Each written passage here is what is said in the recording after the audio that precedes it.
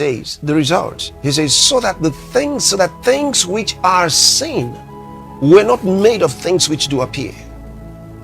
That's remarkable. That's remarkable. So, what were they made of? The words that they spoke. So that things which are seen were not made of things which do appear.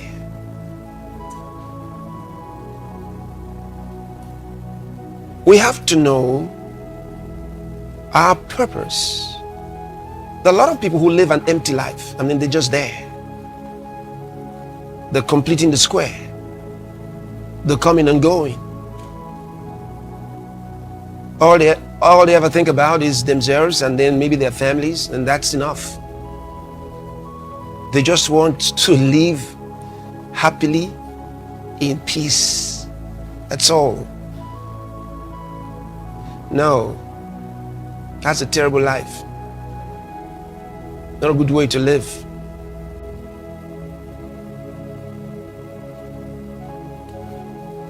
You have to come to the point where you recognize that you are in this world for a purpose. You were not born for nothing. God has a purpose for your life, something you came here to do. Don't expect that God will somehow just make it happen.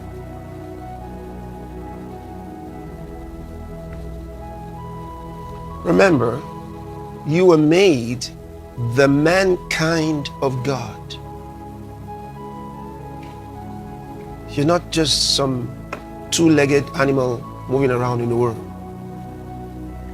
There's a purpose for your life. You have to come to that realization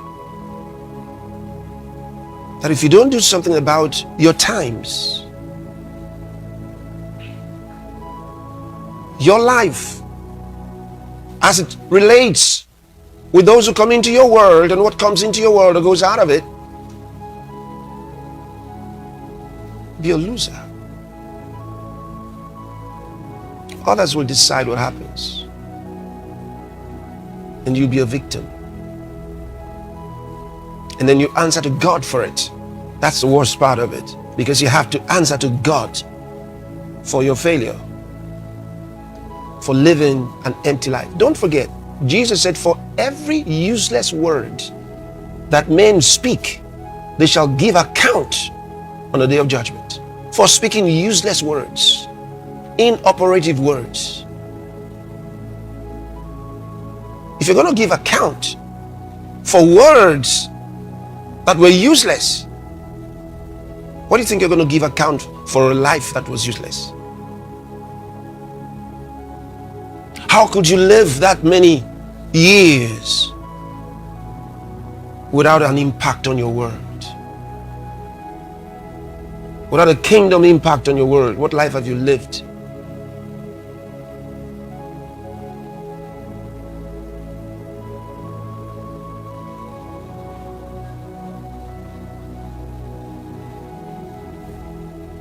You know, I'm not trying to blame you for not knowing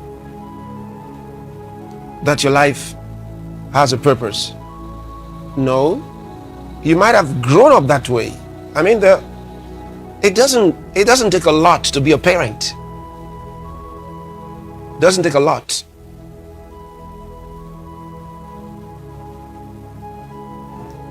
Almost anybody at a certain age, from a certain age, can become a parent. You don't have to be wise. You don't have to be. You don't have to know anything. You can be stupid, foolish, evil, wicked, whatever, and become a parent. It's biology.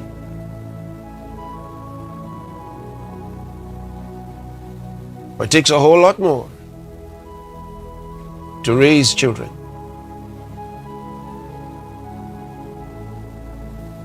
And so, if you were not raised by someone or those that understood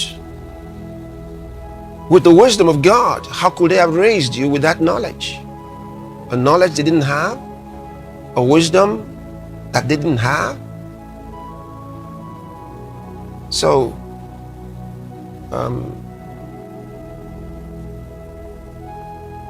If you don't know these things, I'm not blaming you. But now you have the opportunity to discover. And that's what I'm sharing with you. Now you have a chance to know. If nobody ever told you that your life was for a purpose with a meaning in this world, now you're hearing it and you better believe it. Now you're hearing it. You better believe it. Oh, nobody inspires me like Jesus. Oh boy, if you study his words, you'll be something. You'll be something. You'll never live an empty life. Listening to Jesus, studying Jesus, you'll never live an empty life. I'll give you his words. Listen to this. I mean, we just read something beautiful from Hebrews chapter 11, especially verses 2 and 3. Very powerful. But look at this. St. John's Gospel chapter 9 and in verse number 5.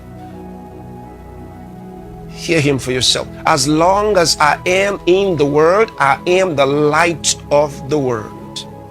Oh boy. Light gives direction. Light dispels darkness.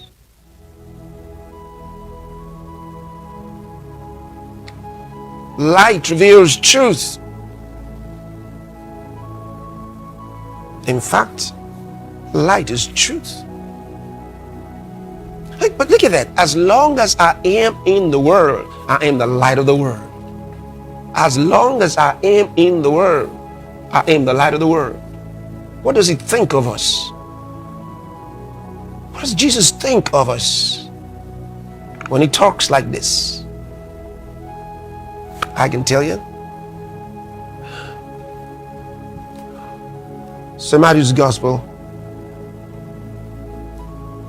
chapter 5 and verse number 14. Boy, I like it. Ye are the light of the world. A city that is set on a hill cannot be hid. Jesus said it. Ye are the light of the world. He says, as long as I am in the world, I am the light of the world. As long as I am in the world. Because he knew he was leaving. He was leaving.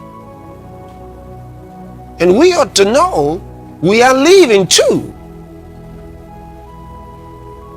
But as long as we are in the world, we are the light of the world. That's responsibility. You have to think like this. You have to think like this. We dispel darkness. Doesn't matter what they bring. I love the words of Jesus. He says, let your light so shine. Not just shine, but so shine before me. They may see your good works and glorify your Father that's in heaven. Let your light so shine ever more brightly.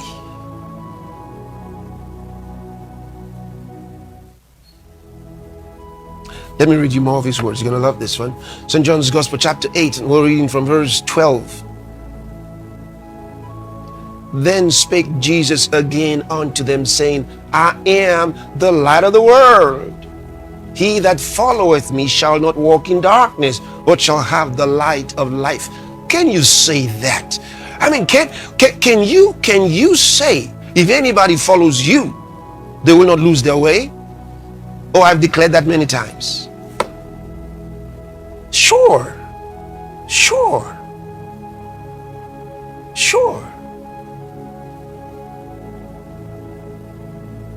Look at that. I am the light of the world. He that followeth me shall not walk in darkness, but shall have the light of life.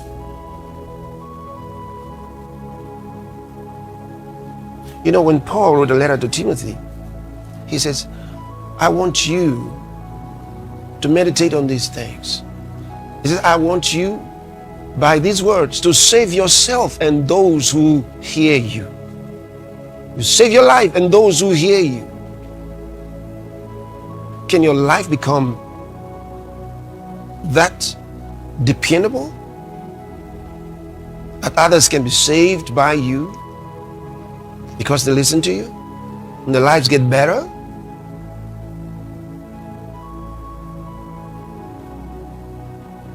As long as I am in the world, I am the light of the world. That's what I told you. That's the reason the globalist agenda is under suspension.